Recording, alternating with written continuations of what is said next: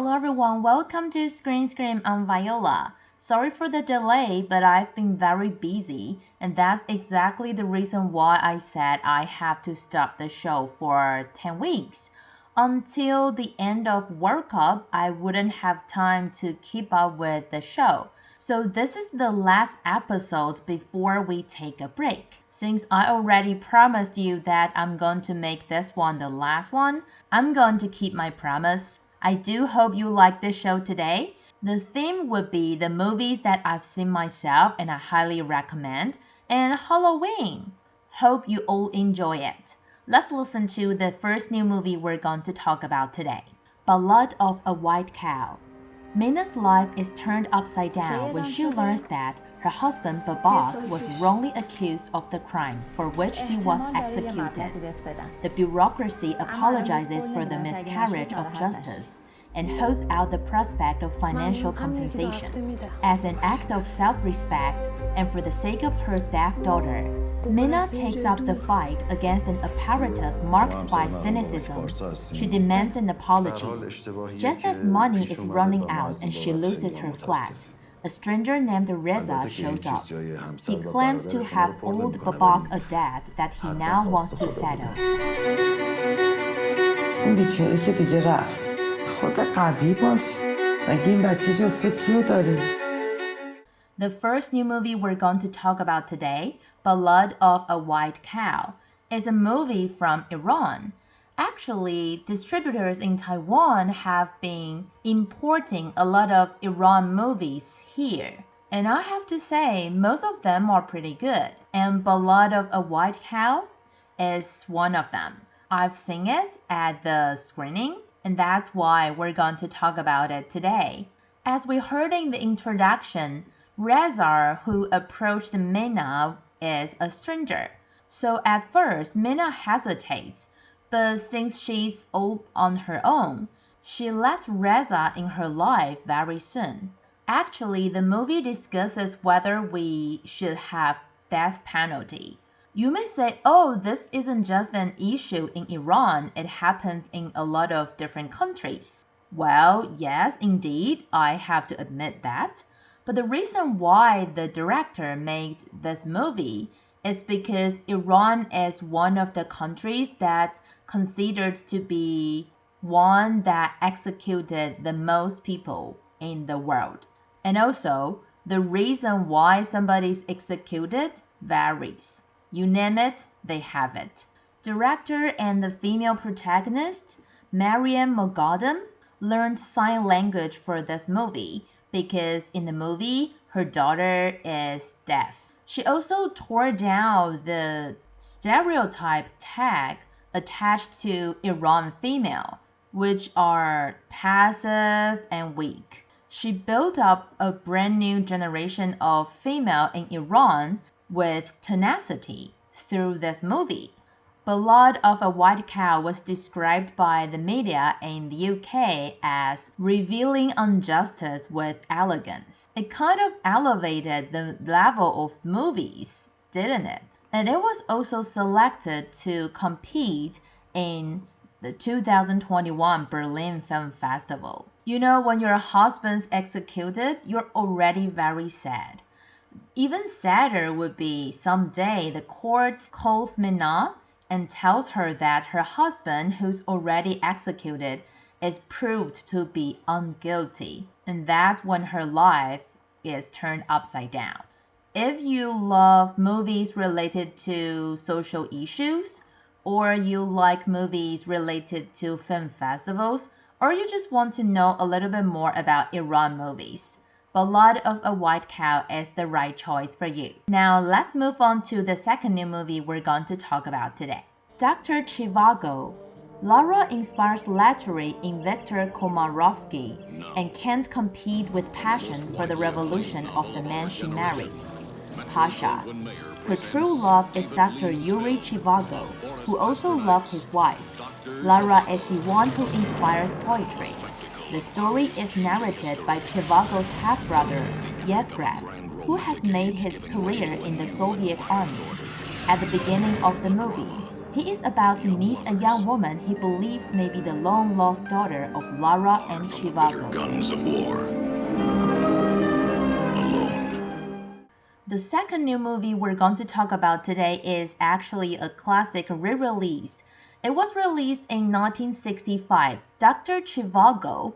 A movie talks about what happened in Moscow, Russia, but the movie was made by the US. One of the most famous Taiwanese movie critics said that in the past, people in Taiwan usually use anti-communism to describe this movie. That's actually not correct, and it's way too simple. We should put it this way. Of course, it's about Russia, and it talks about war, and it's made by the US, so of course it's going to be about anti-communism. But the movie's not that easy. That's not the theme of Doctor Zhivago. There is much more to that. For example, Zhivago is struggling between two women.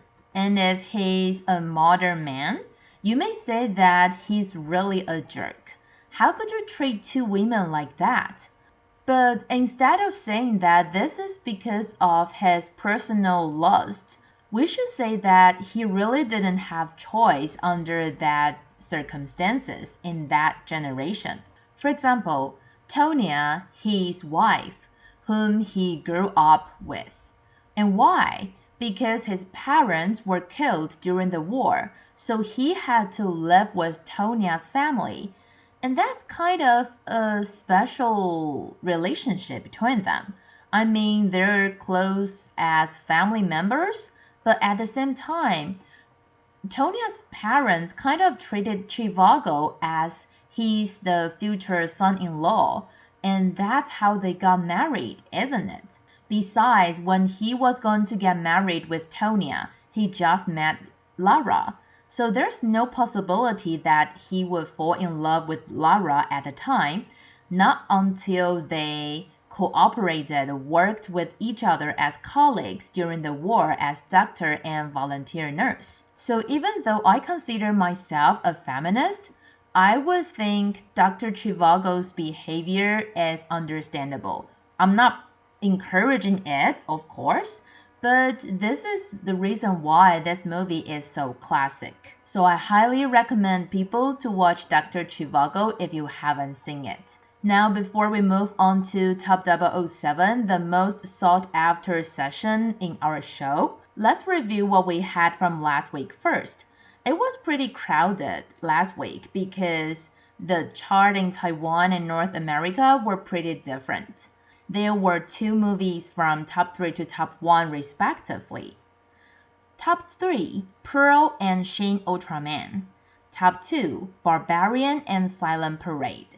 Last but not least, top 1, Avatar and The Woman King. Let's listen to what we have from top 7 to top 4. Top 5, Barbarian.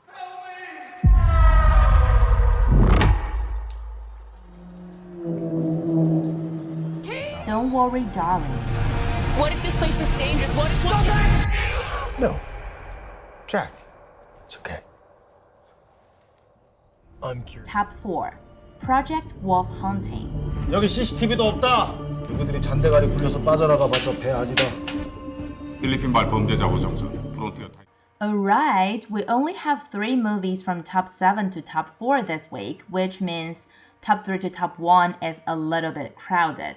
After taking a look at what we have here, you may think we're going to talk about Project Wolf Hunting because we haven't talked about it yet. But I'd like to talk about Don't Worry Darling if this is the last episode before we take a break. In the previous episodes, I talked about some introduction of it without spoilers, and last week I talked about how I liked it. But this time, I'd like to give out a little bit spoiler on why I don't like it so much. First of all, you need to know that I went to watch Don't Worry Darling because of Chris Pine. And the problem of this movie, I think, is that if you look at this movie with the aspect of 3 acts, I would say they spend a lot of time depicting, building up the first 2 acts, which is really good. But they ended the third act in a rush. You may think, wait, what?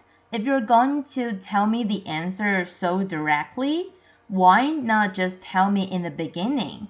And then you can start building up what you really want to say. So basically, the problem here is that after watching the movie, you still don't know what they want to tell you. For example, some people say that they think Don't Worry Darling is a feminism film. Well, considering myself a feminist, I don't think it's feminism at all. I mean, the movie's basically about some loser male. Well, at least in my point of view, I think they're losers. They either really love their partners or they just grab whoever they're able to catch. Bring them to this virtual world, victory community. That is really creepy. Even though the character who ended up breaking the system, revealing everything if she ever does, doesn't make the movie feminism at all. It just proves that some freak male would have this kind of thoughts in their minds, capturing women, controlling their body and minds. So I would say if you like any of the actors, you may go watch it because all the actors in the movie are beautiful and handsome, but that's all. You wouldn't get anything from it. And I really think I talk too much. Let's move on to top 3 to top 1. Top 3, 645. 57억. The Woman King. They will not stop until the whole of Africa is theirs. Top 2, Smile.